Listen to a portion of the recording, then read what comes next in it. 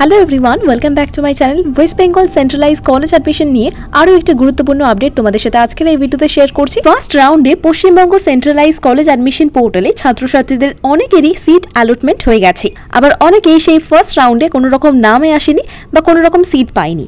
Seat allotment অনুসারে ভর্তির ক্ষেত্রে ছাত্রছাত্রীদের অনেকটাই কনফিউশন রয়েছে। সর্বপ্রথম তোমাদের জানিয়ে রাখি, তোমরা যে প্রথম রাউন্ডে যারা সিট পেয়ে গেছো সেটা কিন্তু তোমাদের পার্মানেন্ট সিট নয়।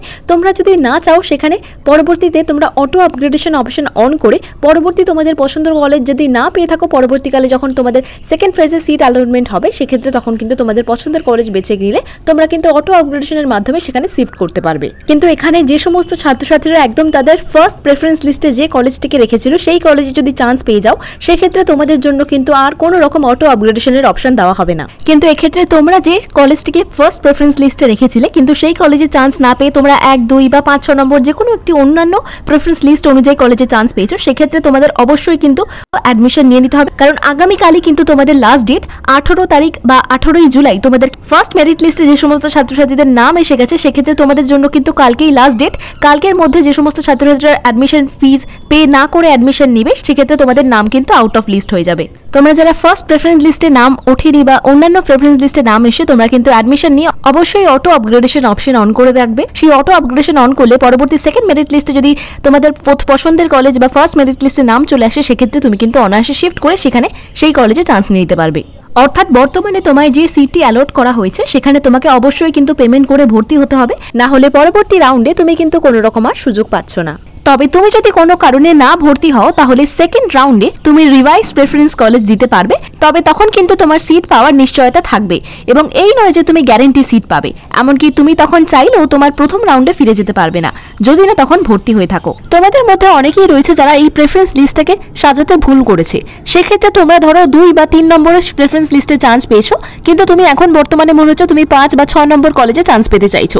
সেক্ষেত্রে কিন্তু অনেকটাই প্রবলেম ক্রিয়েট হবে, কারণ তুমি যে কলেজটিকে একদম 1 নম্বর প্রেফারেন্স লিস্টে রেখেছো বা 2 নম্বর প্রেফারেন্স লিস্টে রেখেছো, অর্থাৎ প্রথমেই বলি 1 নম্বর প্রেফারেন্স লিস্টে যেটা রেখেছো তার মানে কিন্তু সেই কলেজটাই তোমার ড্রিম কলেজ বা সেই কলেজেই তুমি কিন্তু সবথেকে বেশি ভাবে ভর্তি হতে চাইছো। তো সেভাবেই ফার্স্ট প্রেফারেন্স লিস্টে যে সমস্ত ছাত্রছাত্রীরা চান্স পেয়ে গেছে সেক্ষেত্রে তাদের কিন্তু কোনো রকম অটো আপগ্রেডেশনের অপশন নেই। কিন্তু ধরো তুমি 3 বা 4 নম্বর প্রেফারেন্স লিস্টে নাম্বার পেয়ে গেলেও তোমার এখন বর্তমানে মনে হচ্ছে 5 বা 6 নম্বর প্রেফারেন্স লিস্ট অনুযায়ী কলেজে ভর্তি হবে, সেটা কিন্তু একেবারেই পসিবল না। তুমি 3 নম্বর যদি প্রেফারেন্স লিস্টে কলেজে চান্স পেয়ে যাও, তুমি কিন্তু শুধুমাত্র 1 বা 2 নম্বর কলেজে যদি পরবর্তীকালে তোমাদের যদি নাম আসে সেক্ষেত্রে 1 বা 2 নম্বর প্রেফারেন্স লিস্ট অনুযায়ী কিন্তু কলেজে ভর্তি হতে পারবে। তার নিচের দিকে কোনো রকম কলেজে তুমি আর যেতে পারবে না, অন্যান্য আর কোনো রকম অপশন দেওয়া হবে না। সেটা হতে পারে পরবর্তী যখন আবার তুমি ক্যান্সেল অ্যাপ্লিকেশন করে যদি পরবর্তীকালে মপ আপ রাউন্ড আসে সেক্ষেত্রে তোমার কিন্তু অ্যাপ্লিকেশন আবার নতুনভাবে পুনরায় করতে পারবে। এবার বলে রাখি, পছন্দের কলেজে না পেলে তোমরা কি করবে। অনেকেই ভাবছো যে তোমরা যে সিটটা পেয়েছো সেই সিটে অ্যাডমিশন না নিয়ে তোমরা মপ আপ অ্যাডমিশনের জন্য ওয়েট করবে। অবশ্যই একটা হায়ার প্রেফারেন্স যাওয়ার একটা সুযোগ থাকবে, কিন্তু সেখানে কোনো রকম গ্যারেন্টি নেই যে তুমি সিট পেয়ে যাবে। পরবর্তীকালে অ্যাডমিশন যখন লিস্ট বেরোবে সেক্ষেত্রে কোনো রকম কিন্তু গ্যারেন্টি পাবে না। কাজেই তোমরা যে সিটটা পেয়েছো আমি কিন্তু রেকমেন্ড করবো তোমরা অবশ্যই কিন্তু সেখানে অ্যাডমিশন নিয়ে নাও। যদি অটো আপগ্রেডেশনের অপশন থাকে তাহলে তো খুবই ভালো, কিন্তু যে ফার্স্ট ফেজে অ্যাডমিশন যদি ফার্স্ট প্রেফারেন্স লিস্টে পেয়ে যাও সেক্ষেত্রে অবশ্যই কিন্তু অ্যাডমিশন নিয়ে নাও। এবার বলে রাখি, তোমাদের ফিজিক্যাল ভেরিফিকেশন কবে হবে, অর্থাৎ যে সমস্ত ছাত্রছাত্রীরা অ্যাডমিশন নিয়ে নিয়েছো সেক্ষেত্রে তোমরা অনেকেই জানতে চেয়েছো যে তোমাদের ফিজিক্যাল ভেরিফিকেশন কবে হবে এবং কলেজে কবে থেকে যেতে পারবে। দেখতেই পাচ্ছ যেমনটাই নোটিশে বলা রয়েছে 30 জুলাই থেকে 6 আগস্ট 2024 মধ্যে তোমাদের কলেজে ফিজিক্যাল ভেরিফিকেশন হবে। তোমাদের প্রত্যেকটা স্টুডেন্টদের হার্ড কপি যেগুলো অনলাইনে সাবমিট করেছো তার অরিজিনাল ডকুমেন্টস এবং 1 কপি করে জেরক্স কিন্তু নিয়ে যেতে হবে। কি কি ডকুমেন্টস নিয়ে যাবে, কি কি লাগবে ফিজিক্যাল ভেরিফিকেশনের জন্য সবটাই বলবো, অবশ্যই দেখতে থাকো। এবং 7 আগস্ট 2024 থেকে ফার্স্ট ফেজে যে সমস্ত ছাত্রছাত্রীরা ভর্তি হয়ে গেছো সেক্ষেত্রে তাদের কিন্তু ক্লাস শুরু হয়ে যাবে।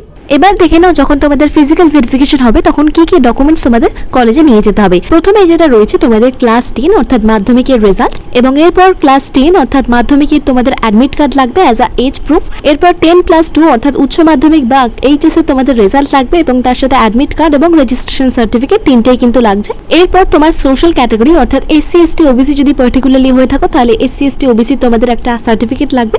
এছাড়া যদি কোনো রকম ভাবে ফিজিক্যালি ডিসেবলড হয়ে থাকো বা ফিজিক্যালি চ্যালেঞ্জ স্টুডেন্ট যদি হয়ে থাকো সেক্ষেত্রে তার সার্টিফিকেট লাগবে এবং তার সাথে তোমাদের একটি ভ্যালিড আইডি প্রুফ অর্থাৎ ভ্যালিড একটি ফটো আইডি তোমাদের লাগছে, তার সাথে আধার কার্ড এবং তোমাদের যে অ্যাডমিশন যখন নিয়েছিলে প্রফেশনালি যে একটা প্রফেশনাল অ্যাডমিশন রিসিপ্ট বা স্লিপ পেয়েছো সেটার কিন্তু একটা কপি তোমাদের লাগছে। তো এই ডকুমেন্টসগুলো কিন্তু অবশ্যই তোমার যেদিন ফিজিক্যাল ভেরিফিকেশন হবে, তোমরা যারা কলেজে অলরেডি অ্যাডমিশন নিয়ে নিয়েছো, টাকা জমাও দিয়ে দিয়েছো, তোমাদের ক্ষেত্রে কিন্তু এই ডকুমেন্টসের হার্ড কপি তার সাথে 1 কপি করে জেরক্স কিন্তু অবশ্যই নিয়ে যাবে।